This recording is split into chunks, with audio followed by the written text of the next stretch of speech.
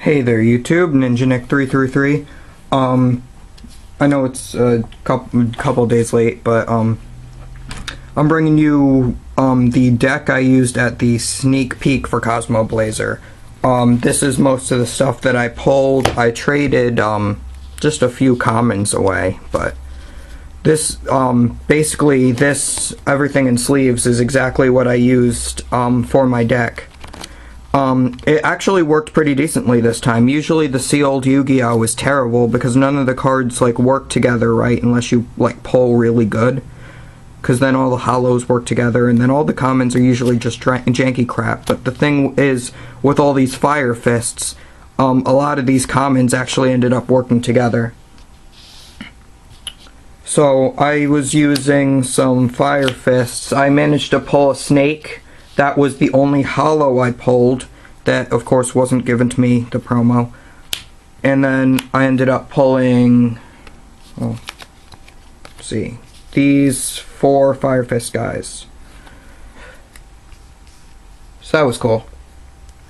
So basically I used Snake to beat Face, I used Gorilla to beat Face and get more of the spells, and then these guys didn't really do much. They kind of just, I set them and people couldn't run over them because I seemed to be one of the only people to end up pulling some beat sticks. I ended up getting 4th in the tournament, which was, it was cool. I wish I could have gotten the mat so I could have traded it off, but I ended up doing okay, I guess. So all their spell and traps boosted them all. They were Beast Warriors, so I could normal summon a second time, and it was crazy. Then Leotor, another Beast Warrior, so he was bumped up by all the Brotherhood spells and traps. And he went up 500 whenever he attacked, because there weren't really any normal monsters in the set, I don't think. So, it was cool. And then I got 3 Heraldic Beast guys, 2 of the Eel. If you control 2 or more Heraldic Beast monsters, you can special summon him from your hand. Never got his effect off. I just kept setting him, and then it was hard to get over because like the only thing that was 1900 attack was like Go Ghost. So they ended up just like having to, they'd go, okay, I ram into that, oh crap, it's just equal, okay, now I'm gonna run over it with the Go Ghost. And then the Basilisk really put in work. Every time I drew him, I just basically, I took a lot of damage, but I would run him into any problem cards and just get rid of him. And then the Go Ghosts, he was just a 1900 beater, basically. You couldn't get his effect off because there's no Go Golem in the set. Probably one of my favorite commons I pulled, 2 Bacon Saver. So I got his effect off quite a few games towards the end. But I don't know. Every set, there's always that like one cute card, like Puny Penguin or Vanilla or Pokey Draco and stuff. I just like to collect a bunch of out of all the packs I get. So I think this is gonna be the next one. I didn't think he was that cute at first, but then I realized his English name is Bacon Saver. So I'm like, okay, he's got bacon in the name. I have to have thousands of him. Then this is the only warrior I pulled, which was kind of sad because I couldn't use Caliburn in my deck, because what are the chances of drawing this and Caliburn in the same hand? But I was also surprised they changed the name to Noble Knight Joan. I think it's supposed to be Sacred Knight Joan. What was it? It was a card in 5Ds or something, but I think they just changed it so it could use all the Noble Knight cards, and it was just like a, oh, hey, you know what, let's do this. It was nice because I could still attack with it. It lost 300 attack if it attacked, but then she goes back to normal afterwards. So if she is attacked, she stays at the 1900, so it was always hard for people to get over. And I think everybody seemed to pull like a bunch of these, except I only got one. The Dododo bot can't be normal summoned, but can be normal set. So everybody had to set it, wait for the opponent to ram into it, go, oh crap, I can't get over that, and then they switch it to attack and started beating face with it. I actually went into one game where I attacked into the Dododo bot. I'm like, okay, I can finally get over this thing. And I attack into it again, and they go, no, spike shield with chain. And it ended up going to like, I don't know, like 3,000, well, I don't remember how much. It was plus the 1,800 attack to go add to his defense, and it was just, I couldn't get around it, and I had to use the Basilisk. And I got one of this crappy Blackwing crap. Apparently it's a good card for Blackwings, because once per turn it can't be destroyed by battle. I kept using that. I drew it every time that I went, what was it, every time I went first, I ended up having this in my hand, so I would just set that, and then I'd set the Spike Shield with Chain just in case they could get over it, but I never ended up having to equip it with that. And then I did Pyrotech Mech because I could get it out with one tribute, but then I realized, because, you know, RTFC, you take 1,000 damage during each end phase, not just your own, so this card is a piece of crap. Everybody else was using that trap card that like banishes it, and then if you get attacked directly it comes back, so that they wouldn't take the 1,000, but half the time I got him out I managed to tribute 2 Fire Fists anyway, because that spell card that let me normal summon a second time. But that was all the monsters I used. I think that was about most of the deck. I don't know, let me see. Yeah, that was like 3/4 of the deck was monsters. That's usually how it works out. Since I had pulled the 3 heraldries, I used a Heraldry Reborn.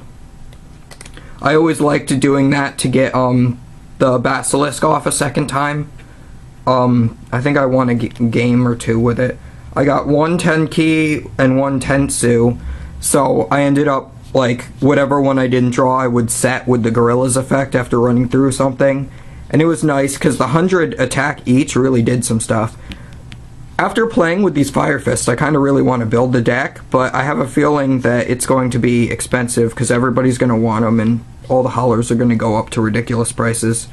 So that's a little unfortunate. Because before the sneak peek, I actually hadn't heard a single thing about Fire Fist. Just from what I looked up is what I learned. And I don't know, I thought it was a little ridiculous, because then I get to the sneak peek and I'm like, I think I'm going to build this, and everybody's like, no, I'm building it, I'm building it, I'm building it, so nobody would trade their Fire Fist stuff, and I'm like, come on. I hadn't heard a thing. Everybody was all about Fire Kings, and I didn't know that apparently Fire Fists were going to be good too. I thought they were going to be a crappy archetype, and that's why I wanted to build it, because it just looked like fun, but whatever. Big Cattle Drive. It was at least a 1-for-1 every time I used it. I think one time I had a bunch of Fire Fists out for the Beast Warrior and I think the Gladius Blackwing thing. So I drew 2 cards off of it one time and ended up like getting a Heraldry Reborn or whatever. It was nice.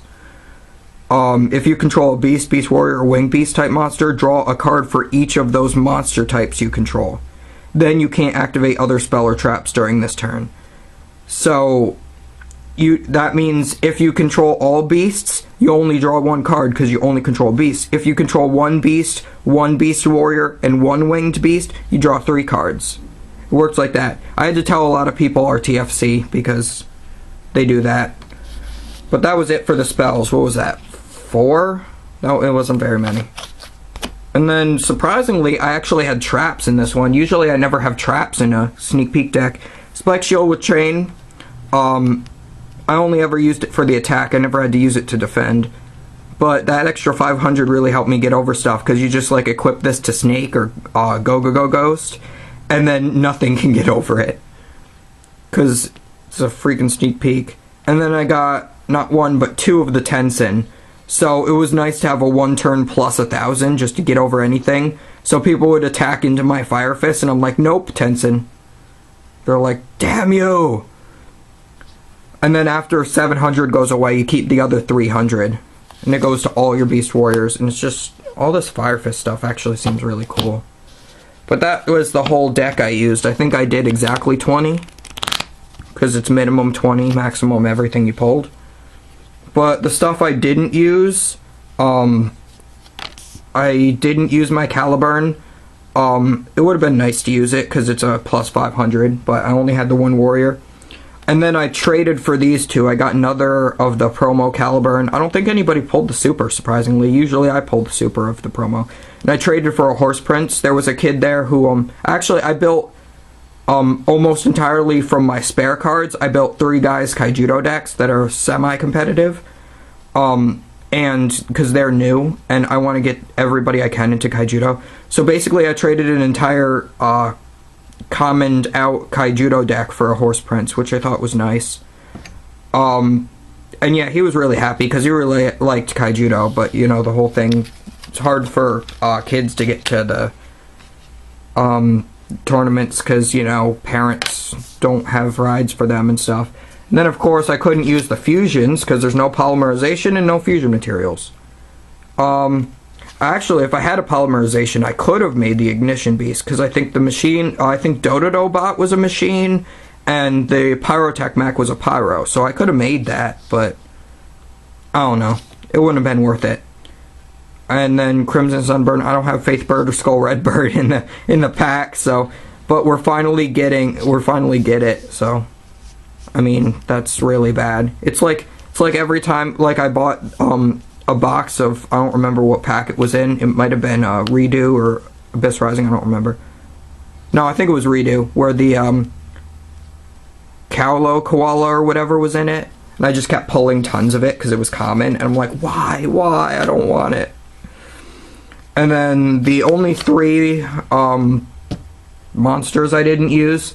I didn't use the Hazy Flame because this was my only Hazy Flame monster. So I didn't see the need to tribute a monster just to have a 2100 defender.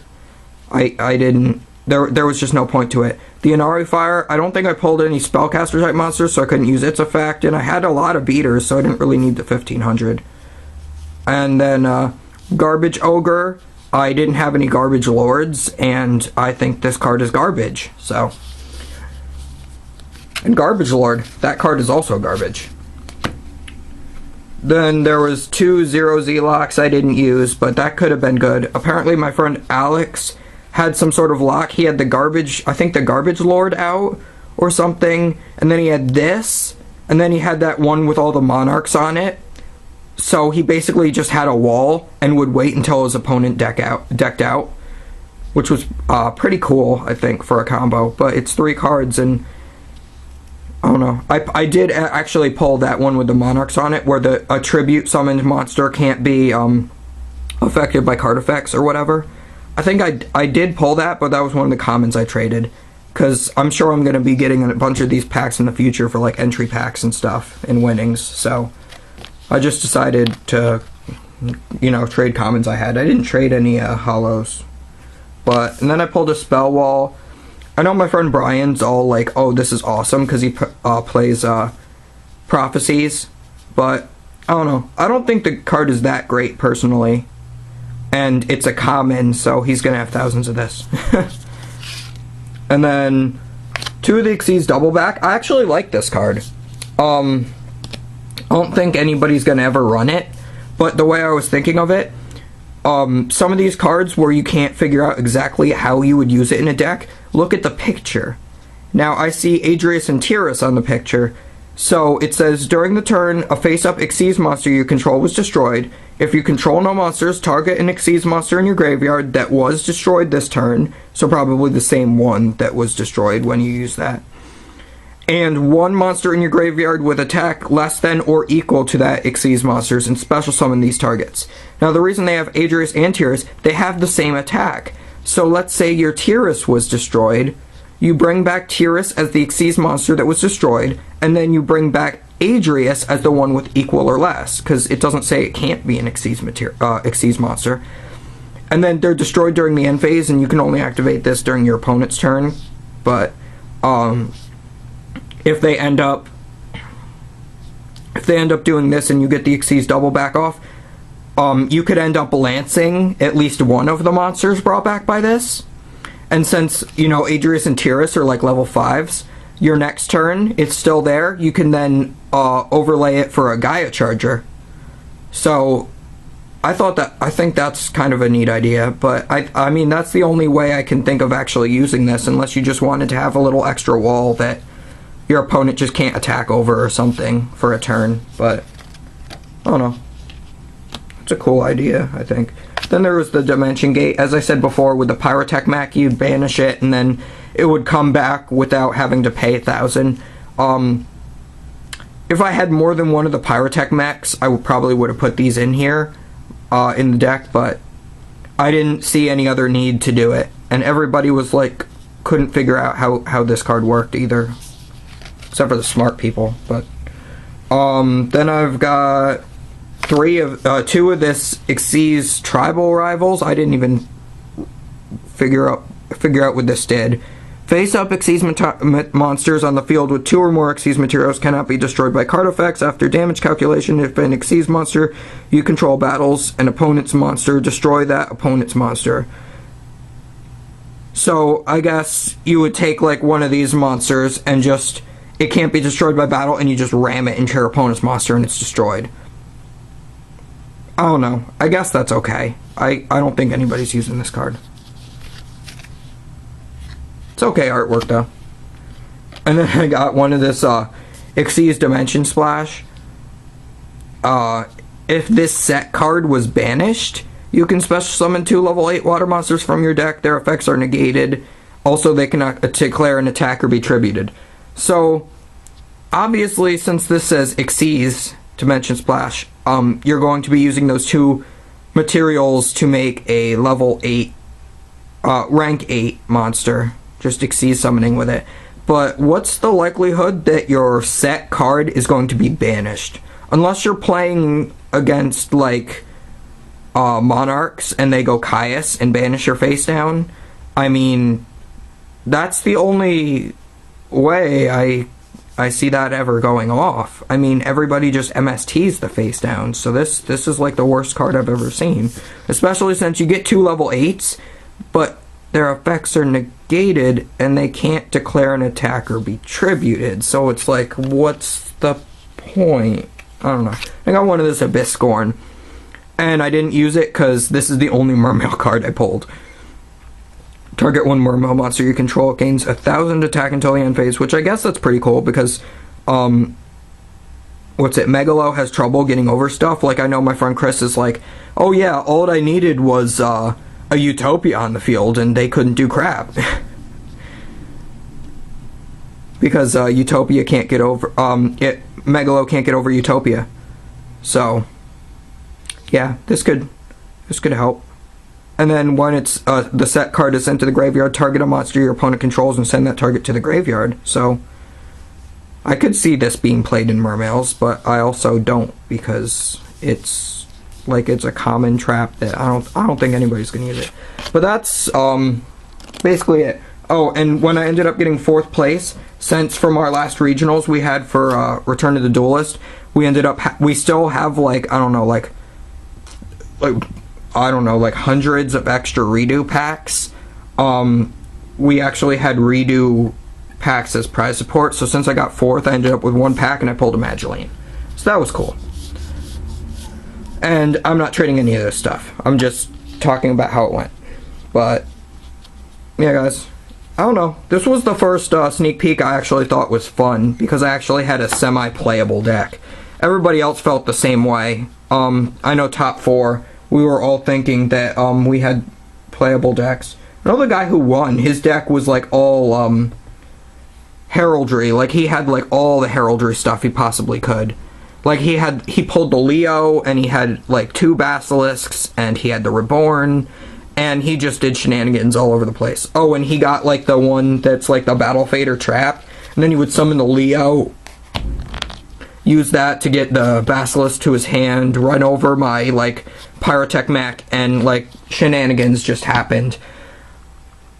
And it was fun. I know the guy I went against first round, the guy who's like the best at our locals, he went, he opened his first pack, and it was Pyrorex. And I'm like, you've got to be kidding me. But everything, he pulled the Pyrorex and the Abyss Dean, whatever, the super rare little girl-looking mermail that I don't understand how it works. Yeah, he pulled both of those, but then all the commons and stuff he pulled were utter, like, crap. So he ended up doing really terrible in the tournament. But at least he got the Pyrorex. Because I'm sure either he's going to use it or he can get some good trade value for it. But, I'll see you guys later. I'm gonna have a duel between me with my Bubblebee Xyz Hero thing and the and my friend Tyler, Mr. Dude 002's Yugioh. And it was pretty good, and I got my face beat. But I'll see you guys later.